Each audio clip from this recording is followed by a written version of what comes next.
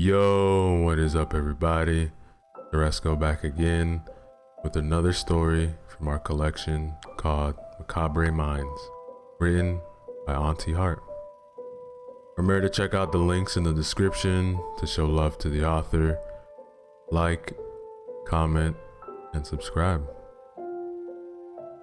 Story 2, Thimble.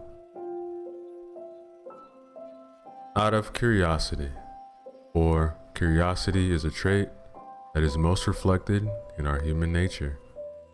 I searched the word epiphany in some random online dictionary.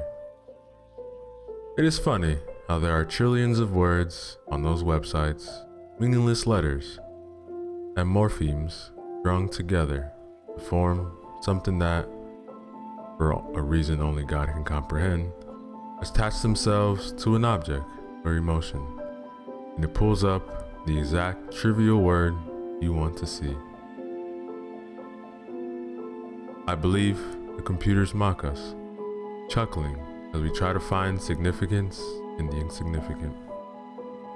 However, I didn't mind the scornful gestures of technology, for my word held much importance within my mind.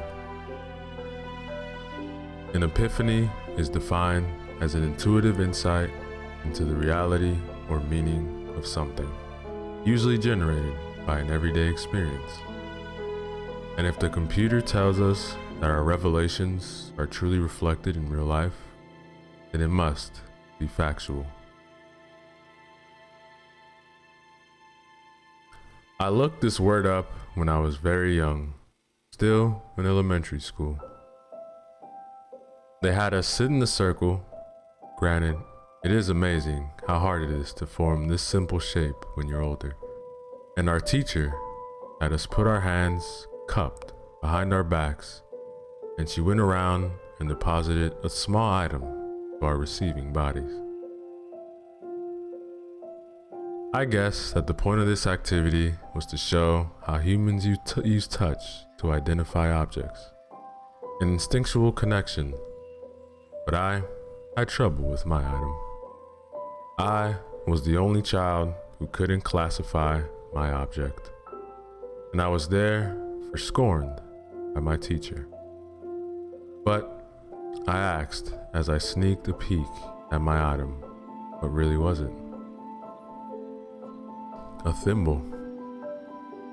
A thimble. It is funny how most everyone knows what it looks like, but they have never seen one in person, let alone have held its cold, metallic body. And even more than that, nobody knows what function it serves. It might have had a purpose a long time ago, but now it seems like just a discarded idea, an item that had gotten lost amidst the strings of advancements in society. And once the lamb has vanished, only the buzzards will show they care. But still, my question was not answered. What really was it? All items have meaning and purpose attached to their structures. From a simple seashell lost within the currents of the unknown of the Notre Dame and all of its religious glory. Not that I was a religious man, mind you, but predestined or not, everything has a story, adjoining to the cruel world from which they hail. It just rings logic, does it not? A thimble protects the finger while sewing, while pushing a needle through an intricate design, creating a pattern only rivaled in finery by nature. How precise, how differentiated. It was amazing how something could have such a purpose, such a unique place in the world, where humans lived and died without drive at all.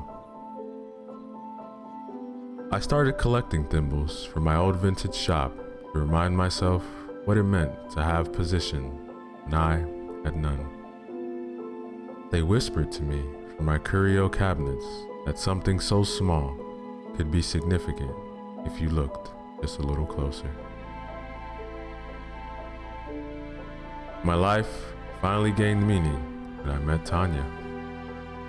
I was first introduced to her beauty when she began to frequent the bookstore I worked at, smiling sheepishly as she bought copies of everything from Stephen King to vegetarian cookbooks. Her orange hair bounced off her breast when she laughed at my lame jokes. Her brown eyes sparkled like gems. It wasn't long before she asked me out, and I agreed with nervous anticipation.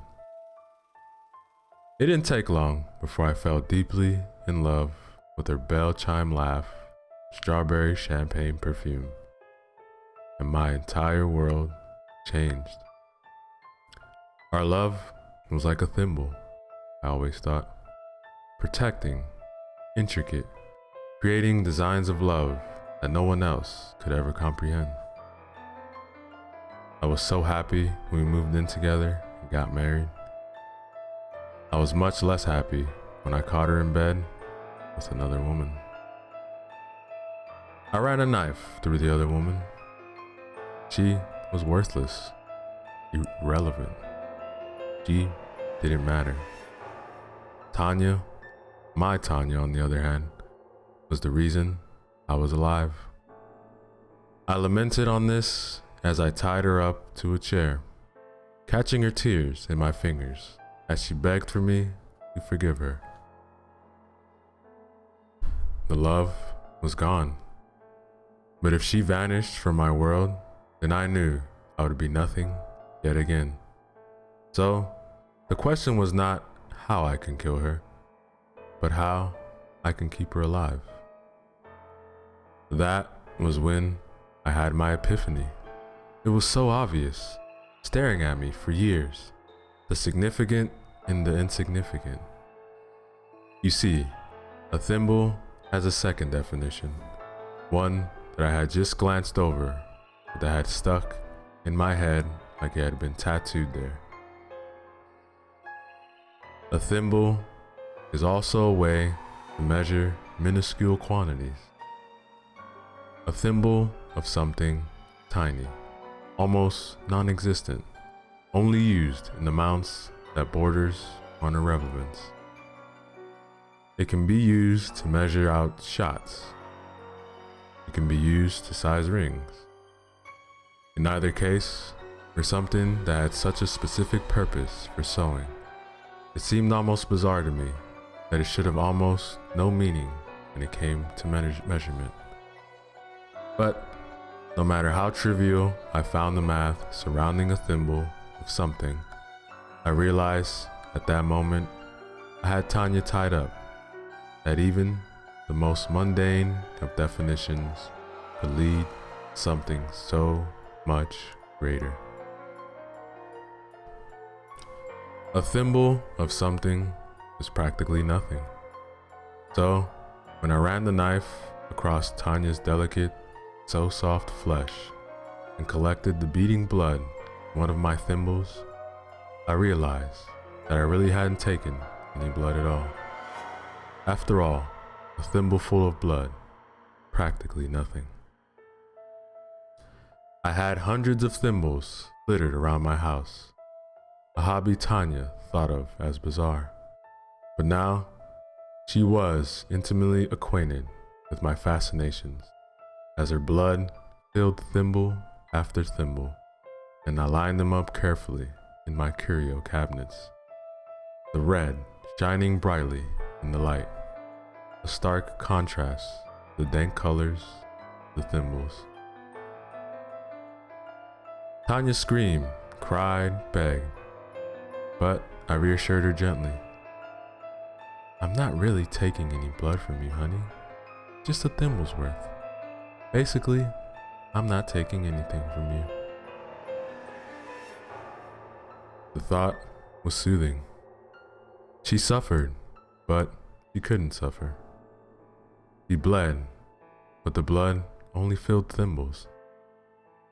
I was taking everything from her, but nothing at the same time. My breathing was rapid, and my knife moved methodically in time.